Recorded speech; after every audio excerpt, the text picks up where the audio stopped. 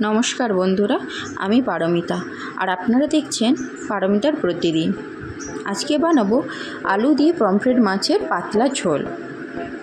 Pomfret মাছের যদি কোনো ভিন্ন স্বাদের কিছু ট্রাই করতে চান তাহলে বলবো আপনারা এইভাবে পমফ্রেট মাছের কালো জিরে দিয়ে আলু দিয়ে পাতলা করে ঝোল বানিয়ে খেতে পারেন।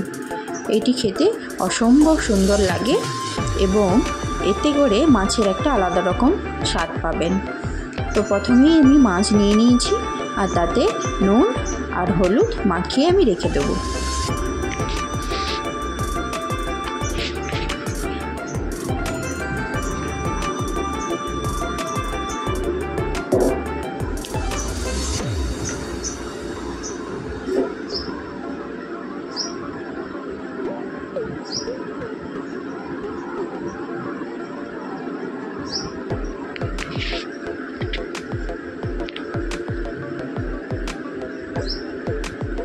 নুন আর হলুদ আমার মাখানো হয়ে গেছে। এবার এটা 10 মিনিট রেখে দেব। তারপরে কড়াই নেব এবং কড়াইতে দেব তেল। তেলটা আমি ভালো করে গরম হতে দেব।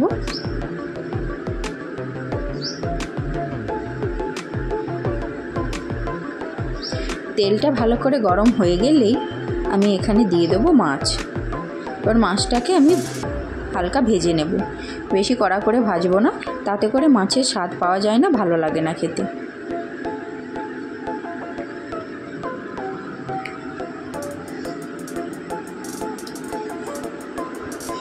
সব মাছগুলো আমি ভেজে নিয়েছি।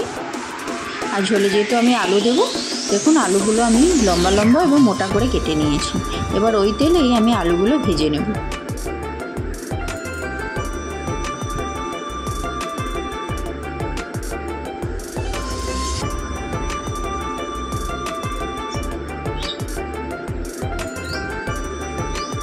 এবার দিয়ে দেবো নুন। নুনটা দিয়ে ভালো করে আমি আলুগুলো লাল লাল করে ভেজে নেব। যতক্ষণ আলু ভাজা হচ্ছে ততক্ষণ আমি একটা মিক্সিং জারে একটা পেস্ট বানিয়ে নেব। নিয়ে নেব কয়েকটা রসুনের কোয়া, আর নেব আদা কুচি, নেব পেঁয়াজ, আর নেব কয়েকটা গোলমরিচ ও সামান্য জিরে। এবার সব কিছুর একটা মিহি পেস্ট আমি বানিয়ে নিয়েছি। এদিকে আলুটাও আমার লাল লাল করে ভাজা হয়ে গেছে। এবার ওই তেলেই দিয়ে দেবো কালো জিরে এবং 3টে কাঁচা লঙ্কা। কালো জিরে ও কাঁচা লঙ্কাটা আমি সামান্য ভেজে নেব, তাতে করে একটা ভালো গন্ধ ওঠে। ভাজা আমার হয়ে গেছে। এবার মশলার পেস্টটা দিয়ে দিলাম।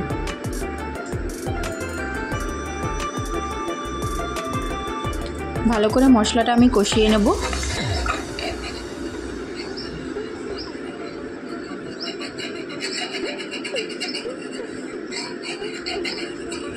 এবার এর মধ্যে দিয়ে দেব পরিমাণ মতো নুন আর দেব হলুদ। এবার ভালো করে আমি মশলাটা কষিয়ে নেব।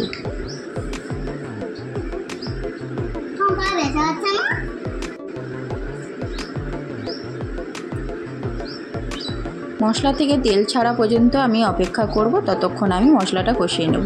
দেখুন মশলা থেকে আমার তেলটা ছেড়ে এসছে, এই মশলাটাও আমার কষানো হয়ে গেছে।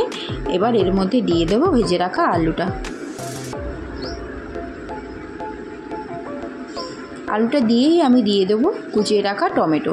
আমি একটা টমেটো এবার স্লাইস করে কুচিয়ে রেখেছিলাম, সেইটা দিয়ে দিলাম। এবার আলুর সঙ্গে আমি ভালো করে নাড়াচাড়া করে নেব।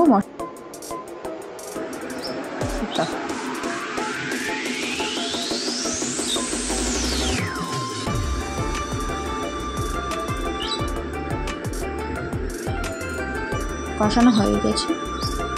সামান্য জল দিয়ে আমি আরও একটু কষিয়ে নেব।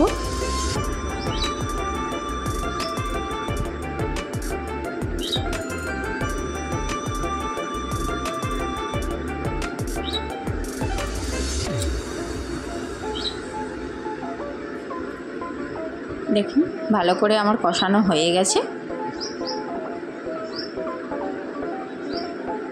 টমেটোটাও নরম হয়ে এসছে।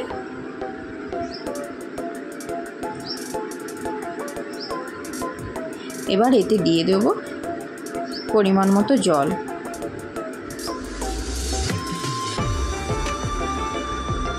আলুটা সেদ্ধ হবে সেই বুঝে জল দিতে হবে।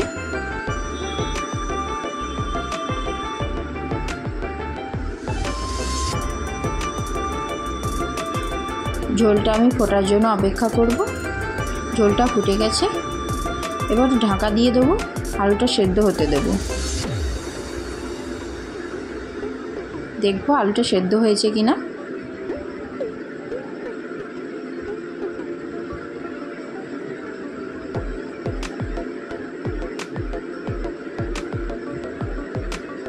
আলুটা সেদ্ধ হয়নি, আমি আবারও ঢাকা দিয়ে দেব।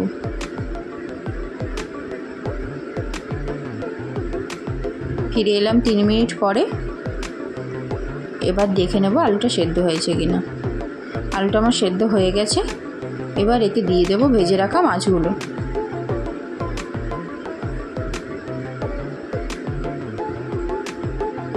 মাছগুলো দিয়ে ভালো করে নাড়িয়ে চাড়িয়ে নেব।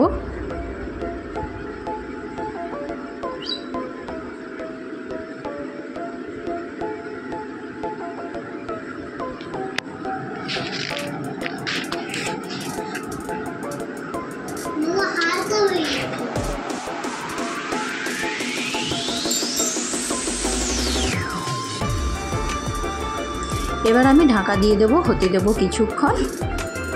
ফিরে এলাম 5 মিনিট পরে। দেখুন ঝোলটা আমার ফুটে গেছে।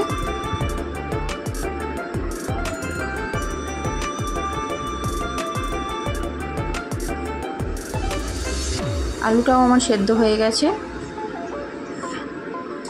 ঝোলটা আমার প্রায় কমপ্লিট।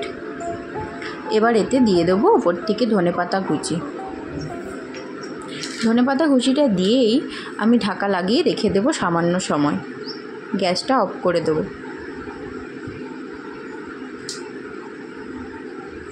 তৈরি হয়ে গেল মাছের ঝোল।